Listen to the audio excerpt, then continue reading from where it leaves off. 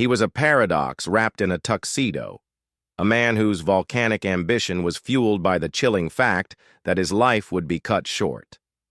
Bobby Darin was a musical chameleon, a finger-snapping showman who could pivot from bubblegum pop to gut-wrenching blues without missing a beat.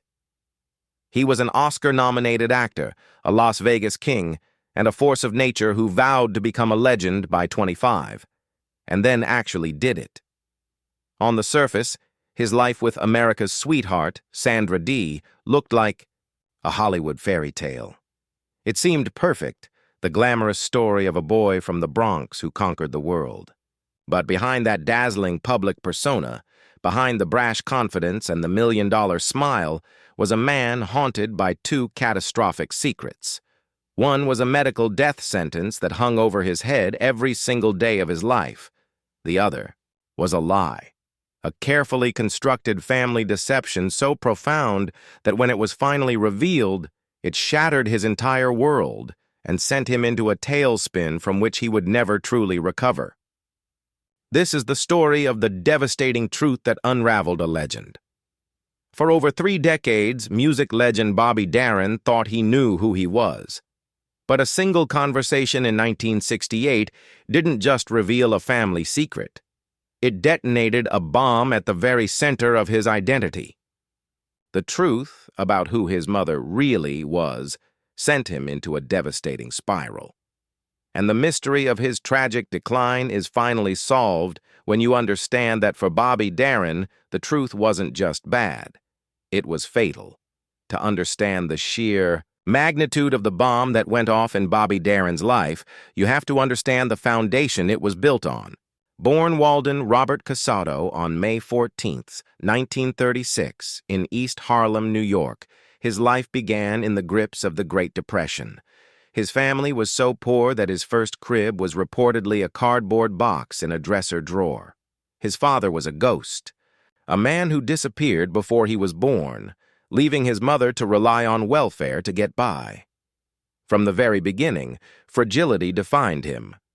He was a sickly, undersized infant, and at the tender age of 8, the defining catastrophe of his young life struck: rheumatic fever. The disease ravaged his body, leaving his heart with permanent, severe damage. He was too weak for stickball, too frail for roughhousing.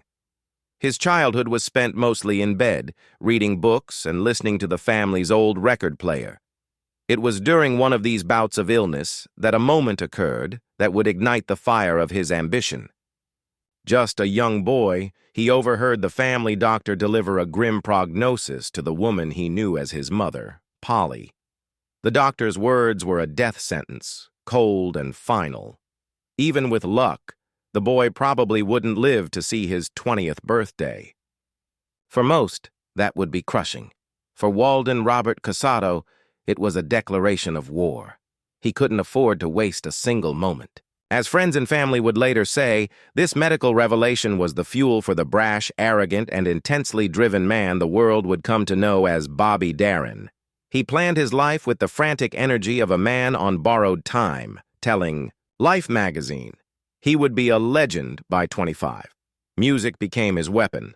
Polly, a former vaudeville performer herself, encouraged him, and he taught himself piano, drums, and guitar. Despite his poor health, he was brilliant, earning a spot at the prestigious Bronx High School of Science. But he felt like an outsider, and the experience, he later admitted, nurtured the arrogant shell he built around himself. He gave Hunter College a shot but quickly dropped out, deciding academia was way too slow. He would fight the fight in the streets, a battle he waged at the famed Brill Building, the epicenter of New York's music world. He started as a songwriter, penning tunes for Connie Francis. The two even planned to elope, but her father reportedly chased Darin off at gunpoint, ending the romance. His early records went nowhere, but in 1958 at Atco Records, he found his breakthrough with a silly tune he claimed took 12 minutes to write, Splish Splash. It was a massive, unexpected international hit. Suddenly, Bobby Darin was a teen idol. He followed it with another hit he wrote, Dream Lover. But that wasn't enough. It didn't get you into the Copacabana, the club of his idol, Frank Sinatra. So he made a risky, brilliant move. He recorded a dark German murder ballad from the Threepenny Opera. He transformed Mac the Knife into a swinging, finger-snapping anthem. The record was a phenomenon, selling over 2 million copies and winning him the Grammy for Record of the Year. At just 23, he had done it. The hits kept coming. Beyond the Sea cemented his status. He headlined Vegas.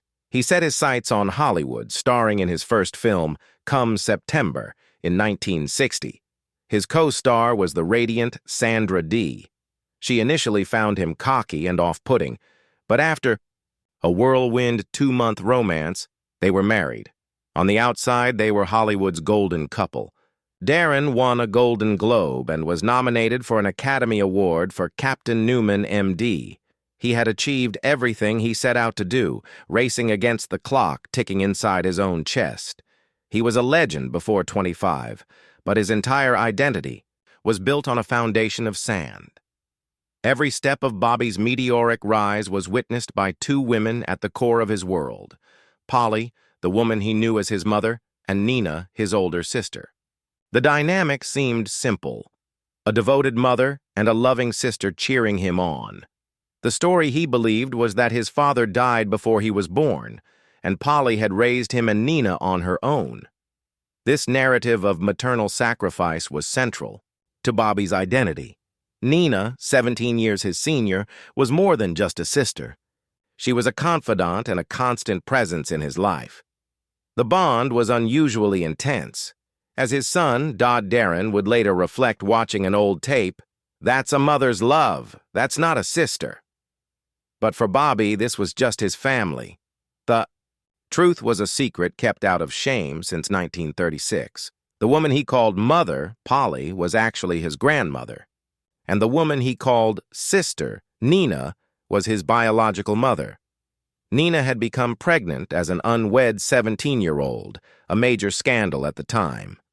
To avoid the stigma, the family concocted a story. Polly would raise the baby as her son, and Nina would be his older sister. The man presented as his father, Sam Casoto, did have mafia ties and did die in prison, but he wasn't his dad. The identity of his actual biological father was a secret Nina refused to reveal. For 32 years, the lie held. For 32 years, Bobby, Darin built his fame, fortune, and identity on a complete fiction. The weight of this secret was a silent tension lurking beneath the surface, but it remained buried. It would take the collision of 2 powerful forces in 1968 to finally bring it all crashing down. 68 was a brutal year for America, and for Bobby Darin. His marriage to Sandra Dee had ended in divorce the year before. Their glamorous life was plagued by her struggles with addiction and his obsessive focus on his career, all driven by that fear of an early death. In the middle of this, Darin had become intensely political. He was a passionate supporter of Senator Robert F. Kennedy's presidential campaign. He was with Kennedy in Los Angeles on June 4, 1968, and was at the Ambassador Hotel that night when the senator was assassinated. The event stunned him to his core. But that was only the first of 2 shocks that would shatter his world. Inspired by his work with RFK, Darin started thinking about a political career of his own. It was this idea that became the catalyst for the truth to come out. When Nina and the family heard of his political plans, they panicked. They knew any campaign would bring intense media scrutiny, and a secret kept for over 30 years would almost certainly be exposed, destroying him. The time had come. Nina, the woman he'd known his entire life as his older sister, had to tell him. At 32 years old, Bobby Darin sat down for a conversation that detonated his life. Nina revealed the secret. She wasn't his sister, she was his biological mother. And Polly, the woman he had spent his life revering, wasn't his mother. She was his grandmother. The revelation was utterly devastating. According to his son Darin was never the same again. He felt his entire life had been a lie. The sense of betrayal was overwhelming. If his mother wasn't his mother and his sister was his mother, then who was he? The discovery sent him into a profound identity crisis. To make matters worse, when he begged Nina to tell him who his biological father was, she refused. It was a secret she would carry to her grave. He would die never knowing the other half of his identity.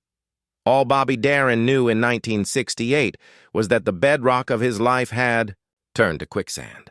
The one-two punch of losing his political hero and his own identity in the same year was a blow from which he couldn't recover. The fallout was immediate and drastic. The man who lived for the spotlight simply vanished. Darin sold or gave away nearly all of his possessions, bought a small trailer, and retreated to the rugged, isolated coastline of Big Sur, California. For the better part of a year, he lived like a hermit, trying to sort through the wreckage of his identity. When he finally emerged, he was a changed man. The tuxedo was gone, replaced by denim and a mustache. He wanted to be called Bob Darin now. His music changed, too. He started his own label, Direction Records, and released albums filled with folk and protest songs about civil rights and the Vietnam War. But his old audience didn't get it. They'd buy tickets for a Vegas show expecting Mac the Knife and instead got a guy in jeans singing protest songs. He was booed. He'd lost his professional identity just as surely as he had lost his personal one. The emotional turmoil took a severe toll on his already fragile health. He underwent his first open-heart surgery in early 1971 to have 2 artificial valves implanted, a grueling procedure. Afterwards, he needed oxygen during and after his performances just to get through a show. He attempted a comeback in the early 70s with a TV variety show on NBC, and for a moment, it seemed like the old Bobby was back. But offstage, he was a more somber man. He married for a second time in June 1973 to a legal secretary named Andrea Yeager, but the marriage crumbled under the strain of his failing health, and they divorced just 4 months later. The clock he'd heard ticking his entire life was now roaring. The family secret hadn't killed him outright, but it sent him into an emotional spiral that weakened his will and his body just when he needed all his strength to survive. The story of how fame and secrets collide is a recurring theme in Hollywood history. The pressure of a public persona versus a private reality has shaped, and in some cases destroyed, some of the brightest stars. If you're interested in another story of a star whose life was shaped by a hidden truth, we recommend our video on The Tragic Life of Montgomery Clift. In late 1973, Bobby Darin made a critical error. As a patient with artificial heart valves, he was required to take antibiotics before any dental work to prevent infection. For some reason, before a visit to the dentist, he didn't. The consequences were catastrophic.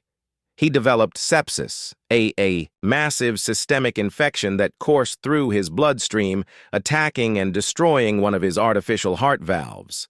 His health collapsed.